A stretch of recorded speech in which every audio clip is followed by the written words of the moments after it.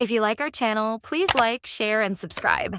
Doctor Says 360. Hello everyone, my name is Dr. James Kock. I'm an ENT specialist at Sunway Specialist Center, Damansara. One of the common problems that I see in my clinic is sleep apnea. I think sleep apnea has been a hot topic recently because I think many people suffer from this disorder. So what is sleep apnea? Basically, sleep apnea is a disorder where a patient actually stops breathing at night. There are pauses of breathing at night, and after they stop breathing, after a while, they start breathing again. And this is repeated for many times at night. And the severity of the sleep apnea will depend on how many times they stop breathing at night, basically. And sometimes they can either completely stop breathing at night, or sometimes there is reduce in oxygen or airflow into their lungs. So this is due to an obstruction of the airway. So the obstruction can be complete, where there's no air whatsoever, that's why they stop breathing. Or there's a partial obstruction where they're still breathing a little bit, but it's much less than normal. Okay, so when there are two types of sleep apnea, one is what we call obstructive sleep apnea. So we mentioned this now is because there is an obstruction at the airway. The other one is central apnea, central sleep apnea. That one is more to do with the brain. So as ENT, we don't deal so much with central sleep apnea. That's more a neurological. Our colleagues in neurology usually deals with these patients with central sleep apnea. So we'll focus more on obstructive sleep apnea. So what are the symptoms of obstructive sleep apnea? I like to divide the symptoms into daytime and nighttime. So let's start off with the nighttime. I think the most obvious symptom is snoring. Yeah. So I always tell patients, not all patients who snore have sleep apnea, but patients with sleep apnea all have snoring. Okay, so that's actually very important to understand, because statistically we know that about 40% or so men snore and about 30% of females snore. So not out of this 40% of male and 30% of female, not everyone has sleep apnea. So how do we diagnose sleep apnea? So before we go to that, let's talk about the symptoms of sleep apnea. Just now we mentioned the nighttime symptom is snoring. Other symptoms is usually noticeable by a bed partner, somebody who sleeps with you. They may notice you have choking, you tend to choke at night. You have pauses of breathing. So the patient may be snoring and suddenly that pauses of breathing. Suddenly the breathing becomes very quiet. And then all of a sudden there's this choking and gasping for air. So I would like to demonstrate. It would be like snoring. Suddenly very quiet, and suddenly you hear this sound like that. So if you hear that kind of sound, that's quite likely that this patient has sleep apnea. And other symptoms that can happen at night is you notice that a patient may be waking up very frequently to go to the bathroom. And that's one of the reason why is because if patients have severe sleep apnea or long-term sleep apnea, there is a hormone that is released into the body that causes you want to pee at night. So the patients will wake up quite often to pee at night. Probably another thing to notice is a very restless sleep. So somebody who's very quiet, who sleeps very well, don't tend to move around a lot. But patients with sleep apnea, they may move a lot. They may try to find a position that helps them breathe better. So they might be turning to the side, lying on their back, turning to the front, So that's one of the things. The other one is daytime. So I usually ask patients, daytime we start with the morning. I always ask them, when you wake up from your sleep, of course, a good night's sleep. We're talking about good night's sleep is at least 6 to 8 hours of sleep. You're obviously going to be tired if you only slept 2 hours. But so if let's say this patient had a good 6 to 8 hours of sleep, I ask them, are you still very tired? Do you feel very tired in the morning? And usually they say yes. Although I had an 8-hour sleep, I still feel like I did not sleep well. And that's reason because when you have sleep apnea, you have what we call very fragmented sleep. You cannot get into that deep sleep, and so you don't sleep well. although you think you slept 8 hours, but you actually did not sleep very well. The other one in the morning is a lot of patients complain they have this morning headache. They feel like in the morning, even though I had enough sleep, my head feels very heavy, I feel very tired, I don't feel very alert. Other daytime symptoms is sometimes I ask patients, do you always need to nap, to take naps? So a lot of these patients, they will say yes, whenever I have a chance, I want to take a nap, because they're always feeling very sleepy.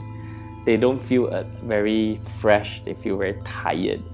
And a lot of this kind of patient, daytime, you may notice they may not be in very good mood. Of course, if you don't sleep very well, you're not in the best of mood. So they may be very aggressive. They may get angry very easily. They may be patients who are a bit more impatient. Sometimes even daytime, you can see that let's say they can drive a car and suddenly fall asleep. That's very dangerous. Or they were in a meeting and then they fall asleep. Or in the public transport, they take the MRT, they are falling asleep and snoring away. I'm sure you have seen patients like that before. So when should you see a doctor? I would say anyone who snores and shows any of these signs, especially nighttime and daytime symptoms that we mentioned, should see a doctor, okay? Because only then we can order some further tests for you to see whether you have sleep apnea or not. So the only way we know whether you have sleep apnea is through a test called a sleep study. So this sleep study is a small machine. We put some wires on you at night, you sleep for a night. It measures your heart rate, measures your breathing pattern, measures your oxygen levels, measures your breathing. So after the sleep test, we can tell whether you have sleep apnea or you don't have sleep apnea. And we also can tell whether your sleep apnea is mild, is it moderate, or is it severe. And in some sleep tests, the more advanced sleep tests, we call level 1 sleep tests. These are the tests that you do in the sleep labs. We can also tell other sleep disorders, such as we can differentiate between obstructive sleep apnea and central sleep apnea. But if you're most of the time, we are doing the home sleep study. So home sleep study is the ones that a person will come to your house. They put on the machine for you and you sleep in the comfort of your own bed in your own house, and then the data will be stored, and then as a doctor, when you come to the clinic, we will go through the data with you and we'll explain to you. So usually the home sleep tests are done for patients that clinically we already suspect that you have sleep apnea and we need a test to confirm. If your symptoms don't sound like sleep apnea, it may sound like another sleep disorder, then it would be more beneficial to do a level 1 sleep study, which is done in the hospital, in a clinic, and there will be somebody watching you sleep. Okay, so sometimes that can be a bit uncomfortable for patients. Imagine you're in a new bed, you're in a new environment with all these wires around you and somebody watching you sleep. So it may be a bit intimidating, but if it needs to be done, then we have to order that. Doctor says 360.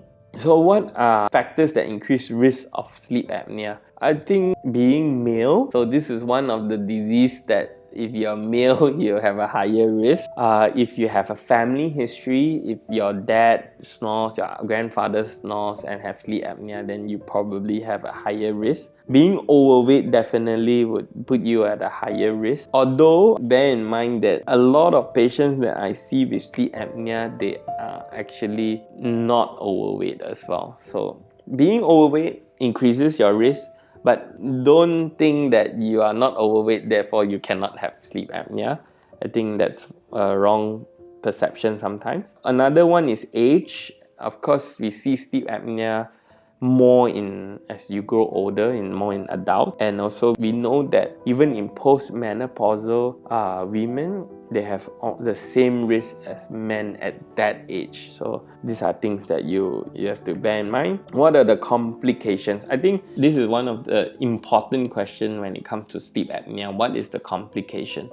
So we know sleep apnea is one of the risks of cardiovascular problems, meaning diseases such as hypertension, diabetes, stroke, heart attack. So we know that sleep apnea increases the risk of all these diseases, and these are the diseases that can kill you. So a lot of patients, we are always doing blood tests or this to reduce the risk of all that. So we know that actually sleep apnea is also a risk of all these diseases. By treating sleep apnea, you're actually indirectly reducing the risk of getting all these diseases. Another risk that we may always hear about is car accidents. I'm sure you have heard of it, of micro sleep, drivers falling asleep behind the wheel and meeting an accident.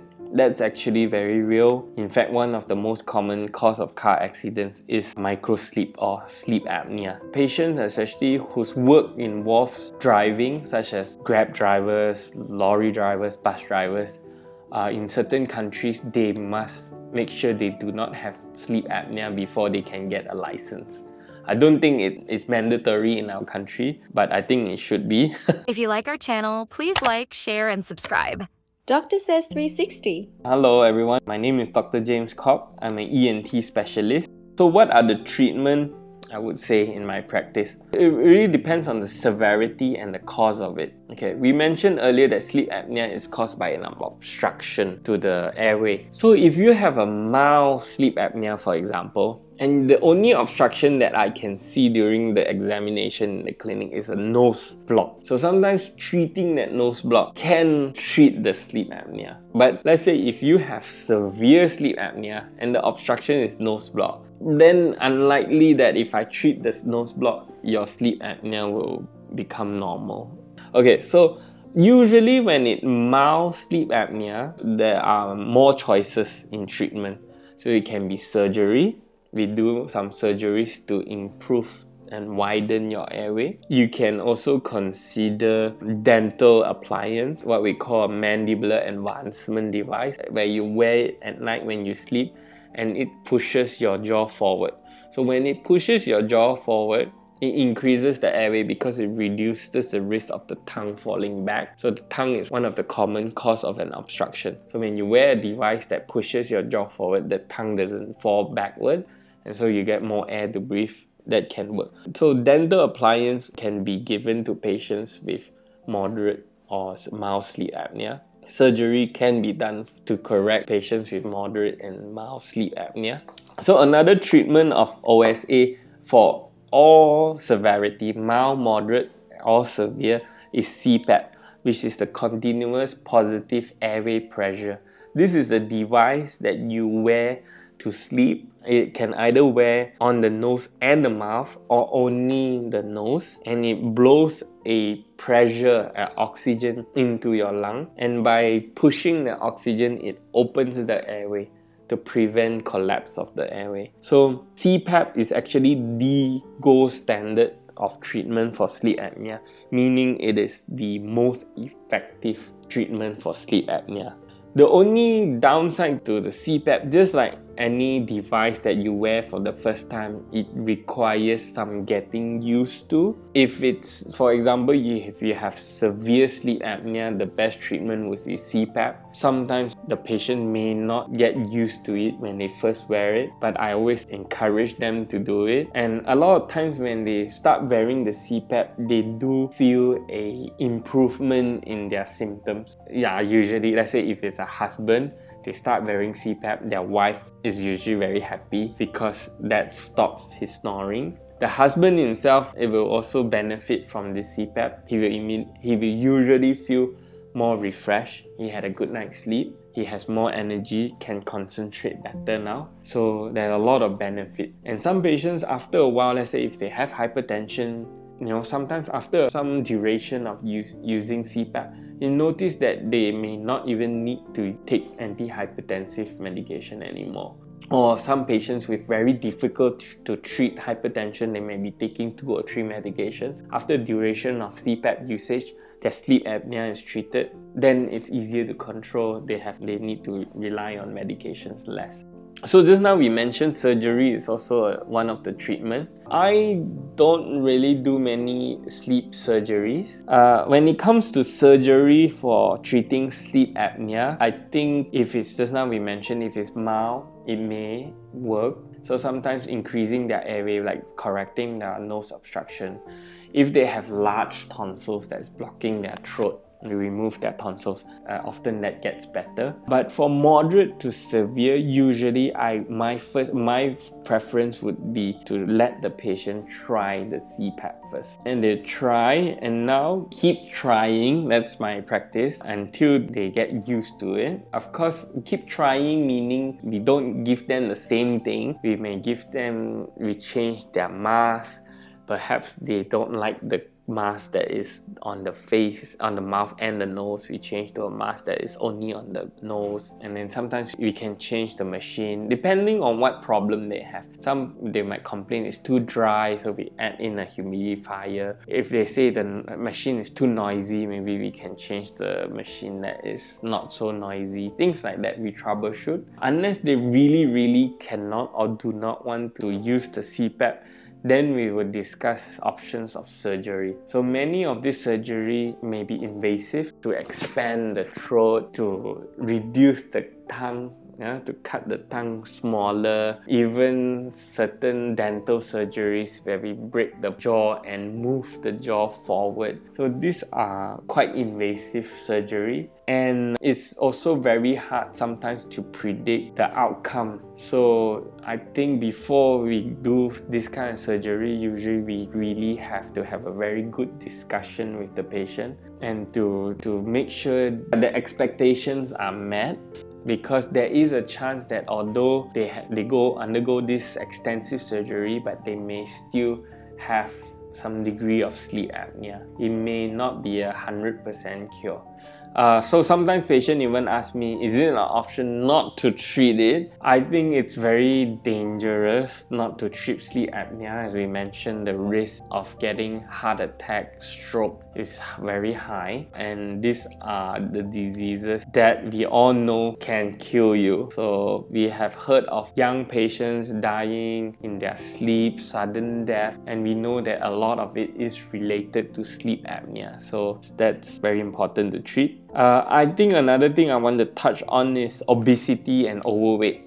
A lot of times we know that being overweight is associated with sleep apnea. But my personal view, and also based on studies, that if you don't treat the sleep apnea, it's very hard for the patient to lose weight. Because if you don't treat the sleep apnea, they are not sleeping well. And we know that if they are not sleeping well, their metabolism is reduced, they are tired, they are not motivated. So it's very hard for these patients to lose weight. And on top of that, there's the physiological part where we know that when they have sleep apnea, they release a hormone that makes them hungry. So they eat more. So my view and my practice in my clinic is I always tell patients, let me treat your sleep apnea, then let's lose weight together. And so when we treat the sleep apnea, and then after that I may refer them to a weight loss program. And sure enough, many of these patients who we treat the sleep apnea, few months later can see a significant improvement in their weight. And they will tell you,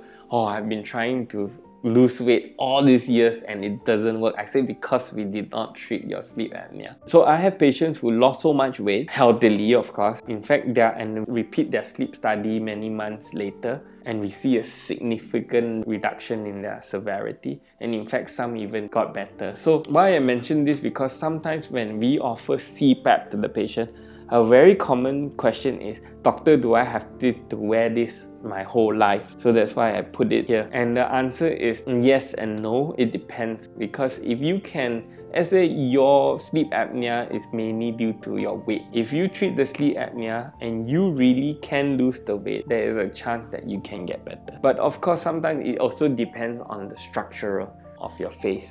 If you have a small chin, a big tongue, those might be difficult even if you lose weight. So again, you have to explain all this to the patient. I think it's very important when patients see a doctor, they understand all this and the expectations, and then we can treat them. If you like our channel, please like, share, and subscribe. Doctor says 360.